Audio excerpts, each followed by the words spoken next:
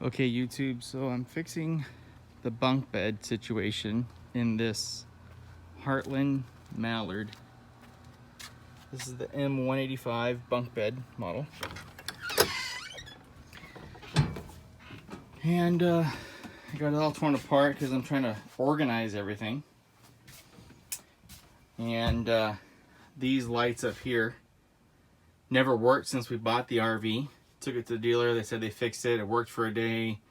You travel somewhere with it and they don't work again. So I found out that they put a screw in through the wire right there for that backrest on the seat. So I just pulled the wire out, fixed it, put it back. No big deal. But anyway, the bunk bed problem. How in the heck do you get to the top bunk? You can't pull on this. This is just a finished piece of wood. It doesn't hold anything.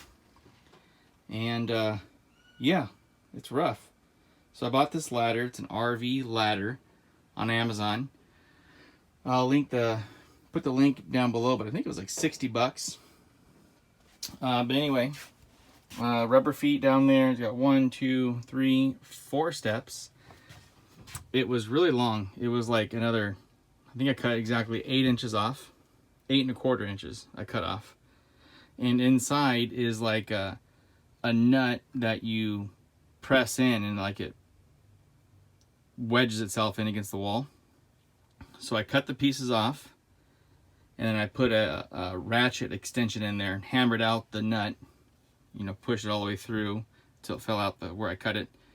And then I just hammered it back in up top, put them all in, and just put long wood screws through this that came with them all the way through, because underneath here is all plywood, thick plywood. Went all the way through, and it doesn't move like at all. I'm shaking the whole trailer here. Doesn't move at all, and you can just take it off if you want to. But I like it here. I like it here because I can still open the bathroom door. We usually use this bungee to hold that.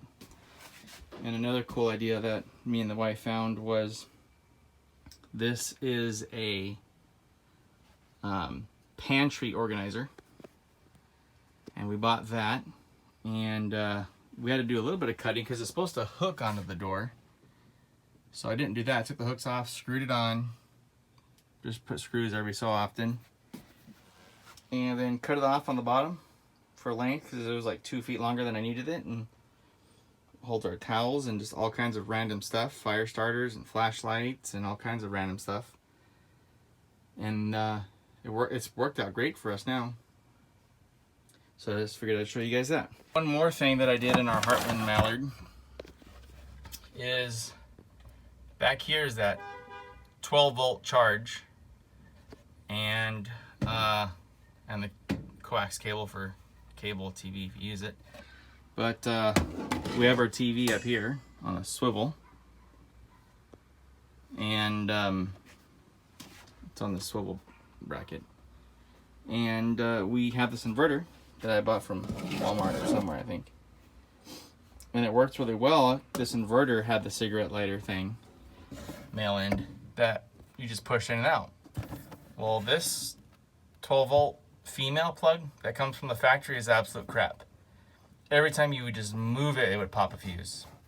So last time we were out camping, it made me mad enough to just rip it all apart. I cut the wires off the back of it, and I just twisted them for the time being for our camping situation, to be able to run our TV and plug in our phones and all that stuff without having to run a generator. I hate having to run the generator. And so now I bought a new inverter that I'm going to mount up here. It's got an on-off switch. That's the only problem with this inverter. There's no on-off switch. So if you pop a fuse in the inverter, the only way to reset it is to pull power and then plug it back in again. Well, you can't do that when it's unwired every time. Not gonna work. So I'm gonna mount that right here so we can just plug in everything we want right here. And I'll hardwire it in. Because this is where we charge, my dog's collar, our phones. We even have a, what do you call this thing over here? A Roku stick that we run when we're camping. put the phone on 4G LTE and watch news or whatever. So that's the project I'm working on right now. Okay, so this is the new inverter I'm using, Best Tech. It's actually right here. It's Best Tech 500 watt inverter. 2 120s and then 2 USBs, and it's got the light. It's got a light right here, which will tell you if it had a issue or low power. On-off switch, which I really like. Plus, it's in the front because I'm going to mount this thing just like that. And every time I want to turn the TV on or off, boom, flip it on and off right there. Another thing I like about it is back here, it's got 2 fuses, a fan, and its own like quick connect, positive and negative. Now it also came with the cigarette lighter, which is crap. That's why I'm getting rid of it. 2 extra fuses, which is kind of cool. And these alligator clips too, so you can put it right to a battery if you wanted to. But since I know I won't use this 12 volt, I'm going to cut it, which I just did. Don't use that crap anymore. These are kind of cool. I'll keep these for another project. I'm sure there's another project I'll use those for. Always is. So I'm going to put this to the inverter. And then I'm just going to splice this in to the wires that used to be the 12 volt. So power's on right now, and I'm trying to see which one's hot and which one's ground. Obviously, I have my light test kit. I got a ground, and where's my light? And no light.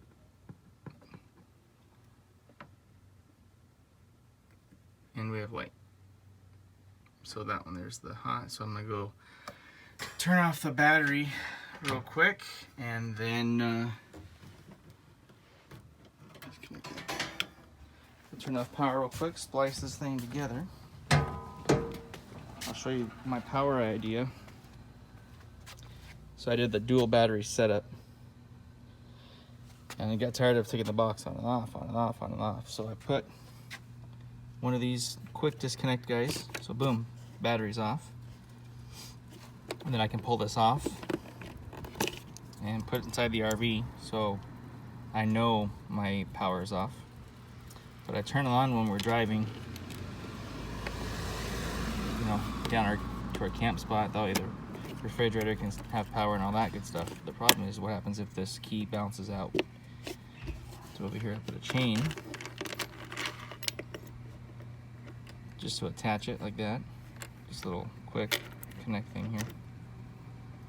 And just in case it bounces off down the road, I'm not completely screwed. Anyways, I'm gonna turn this off. Power's off now. Let's go fix this. Okay, so I got it mounted. That's the inverter. It's just mounted onto the shelf up here. This moves around, but I was gonna bolt it down to the sidewall, but I need to get behind it in case a fuse ever pops or for whatever reason. But the shelf was there like that already, so no big deal, I guess. I use that 12 volt wire, like I said, so I tighten those really good with a wrench, and I just spliced it in right here. Pull it out. You can see I spliced it in right there. I use the heat shrink with the waterproofing and the low temp solder, and then I just wired it up. And it's just gonna sit in there behind this thing. It's just a hole, so it's just gonna sit back there like that anyway. Everything else is just a bunch of wires. I got the TV plugged in. Let's see. Inverter's on. Boom, TV is on. Let's get the remote. Oh, it's on. Boom. Check it out. That works out great. And And I already tried my phone. That works.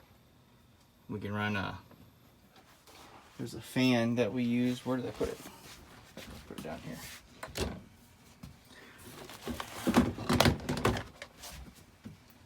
When it's hot out,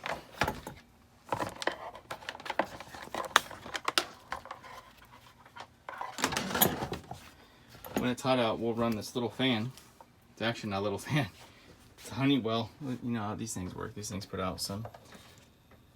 So I'm not going to just put it in. I think I'm going to turn it off first.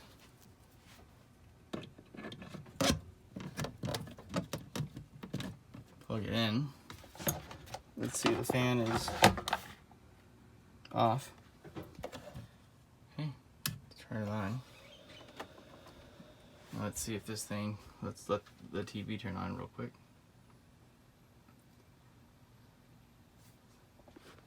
Alright, TV is on. Let's try the fan.